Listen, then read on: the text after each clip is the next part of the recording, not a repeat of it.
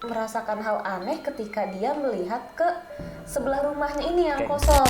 Muncul sosok kepala menjular tinggi ke atas, tiba-tiba menoleh ke arah dia, Bang. Dari celah jendela itu terdengar suara seseorang manggil.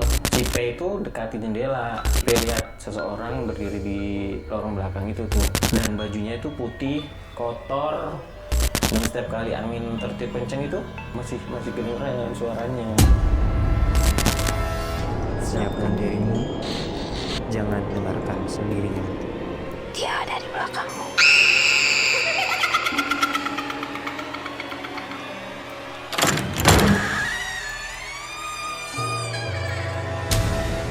Hai pendengar kisah mistik. Di episode kali ini, kami akan menceritakan pengalaman horor dari Sobat Kismis yang sudah mengirimkan atau menceritakan pengalaman-pengalamannya kepada kami. Langsung aja dengerin ceritanya.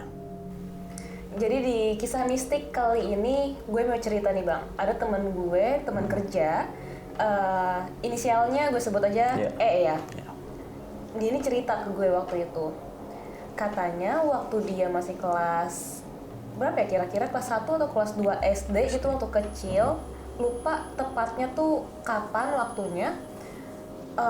Ini tuh pengalaman yang nggak pernah ia lupakan sampai sekarang.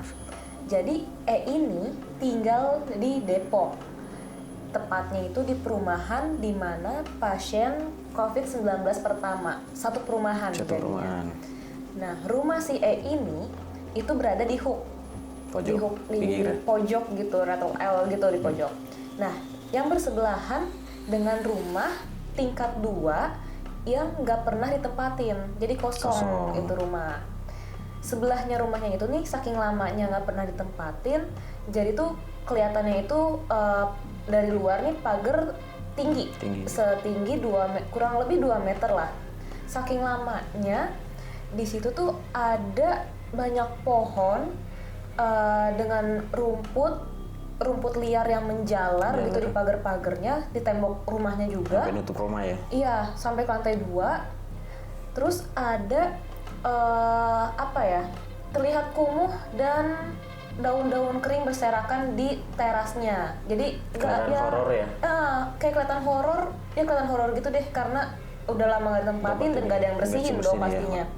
Nah, jadi dia ceritain pengalamannya itu, katanya kondisinya waktu itu sedang ada acara keluarga di rumahnya.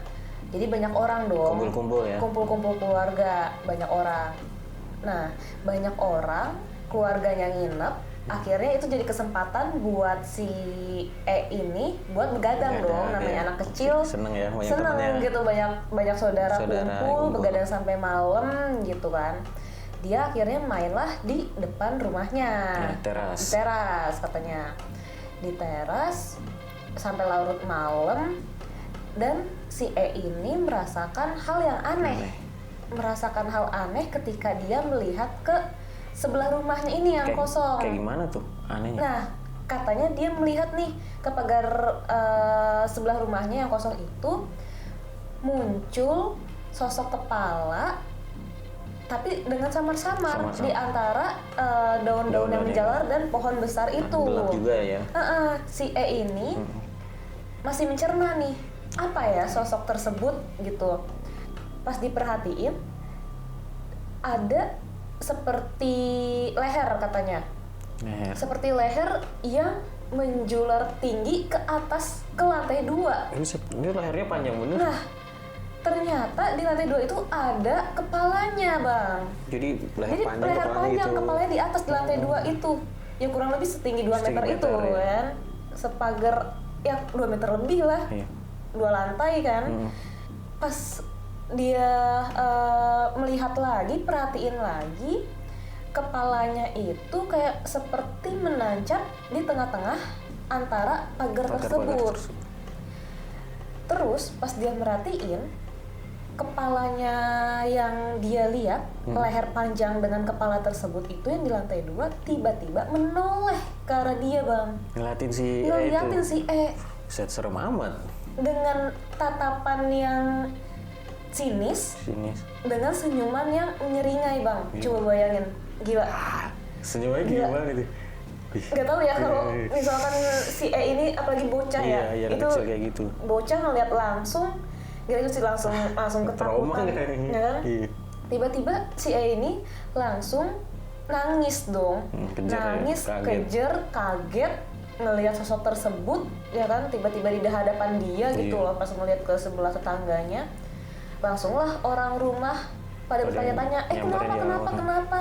Padahal nggak ada yang luka-luka, nggak ada apa ya, nggak ada Bekas. yang Dijailin dijailin atau sama dia apa, saudaranya iya. gitu loh. Kenapa? Dia diem, Iya. nggak berani cerita. Iya, si takut ya. Akhirnya ditenangin lah sama mungkin sama kedua orang tuanya, ditenangin, kasih minum. Akhirnya si ini tenang gitu, tenang dulu. Pas udah tenang, barulah dia cerita kenapa gitu bisa nangis. Ternyata ada sosok leher panjang dengan kepala yang ada di lantai Lantai 2. dua. Nah mungkin dia ceritanya sampai situ aja sih Bang. Nah mungkin itu karena sosok penunggu kali ya, rumah yang karena kosong itu ya? rumah kosong itu karena udah nggak ada, udah apa Udah ya, lama banget udah nggak lama nggak ditempatin, terus udah gersang gitu kan, lihat dari luar pohon rindang, Rindang. terus ada daun-daun. Jadi Tapi itu warga pada tahu nggak ya? Pernah ngeliat atau cuma si anak kecilnya itu? katanya sih si ini cerita tetangganya ini nggak pernah ngelihat Ngeliat sosok sosok tersebut, itu. tapi kayak pernah ngelihat sosok yang Sosok yang lain lain. gitu Bang, bukan sosok yang leher panjang Oh, gitu. berarti bisa banyak juga itu di situ ya Mungkin ya, sosok-sosok ya. jadi perkumpulan Perkumpulan, mungkin ya. ya karena nggak ditempatin Ditempatin. gitu. Gila serem banget kan Bang. Iya lagi. Jadi dia nih ada cerita datang dari pengirim, sebut aja namanya P. Nah si P itu dari kecil udah sering dititipin di rumah neneknya yang ada di sebuah desa kecil di Jawa Tengah. Nah rumahnya itu sederhana banget, berdindingnya kayu, terus atapnya tuh masih seng-seng gitu. Jadi kan kalau kena angin kemana-mana bunyi. Dan halamannya tuh luas banget belakangnya, penuh pohon mangga, pisang ya. Tau lah kalau di kampung kayak gimana bentuk-bentukannya. Tapi yang bikin si P ini paling ingat banget adalah lorong yang di belakang rumahnya dia. Jadi di belakang rumah si neneknya itu ada lorong panjang gelap. Nah lorong itu semacam gang kecil tapi panjang, nggak sampai 10 meter lah panjangnya, tapi selalu gelap si lorong itu. Nah bahkan siang hari pun cahaya matahari nggak pernah bisa masuk ke si lorongnya itu. Jadi bener-bener kecil. Dan gelap. Kebayang lah kayak gimana horornya kan.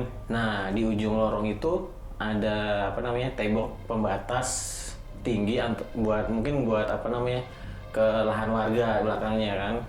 Nah waktu itu si P ngira biasa aja, tapi anehnya waktu malam nih neneknya selalu menutup pintu belakang itu rapat-rapat dan dikunci 2 kali lagi. Nah kata si nenek biar nggak ada orang masuk dari belakang, tapi si P heran siapa yang mau masuk di tempat gelap kayak gitu kan. Neneknya nggak ngasih tahu Nggak ya ngasih siapa tahu. yang mau masuk gitu. Iya, dan nggak kita tahu alasannya kenapa lah gitu kan. Tapi suatu malam pas listrik rumah neneknya itu mati, si P kan masih kelas 3 SD tuh, sendirian di kamar dengan karena mati lampu, ya udah kan pasti pakai lilin kan. Nah neneknya tuh tidurnya di depan. Nah si P ini tidur di ruang sendiri gitu. Nah pas waktu itu angin malam tuh kenceng sekali. Nah seng atap berisik, kebayang kan kalau kena kelentang iya kan. Nah dari celah jendela itu terdengar suara seseorang manggil pelan. Kayak gimana tuh Bang? Suaranya dek.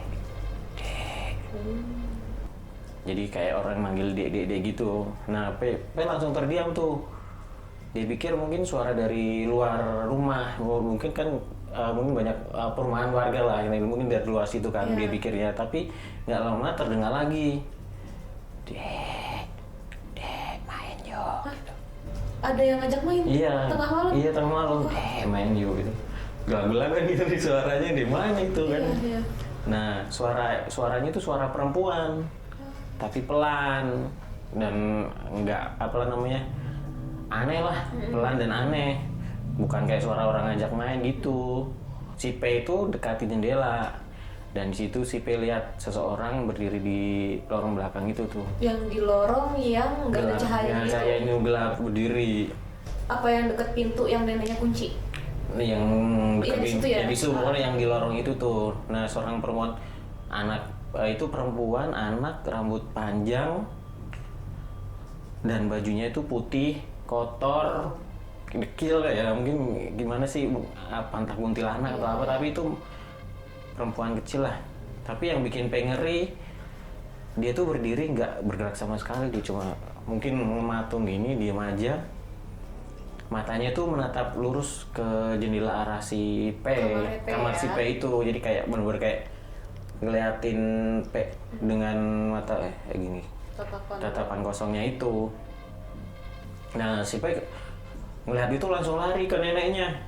Tapi pas P lari ke nenek, narik tangan nenek dan bilang, soalnya perempuan itu, neneknya cuma bilang, kamu nggak boleh jawab kalau dipanggil. Wah, kenapa tuh? Ada tanda tanya. Nah, itu dia. Kenapa belum mulai manggil-manggil anak itu ya? Nah, itu belum, neneknya juga nggak ngejawab apapun soal kenapa nggak boleh tuh. Lalu si neneknya tuh meluk lah erat-erat biar nggak panik, biar nggak trauma atau apa kan, langsung dipeluk erat, suruh didoain pelan-pelan dan disuruh tidur deh di ruang tengah sampai pagi.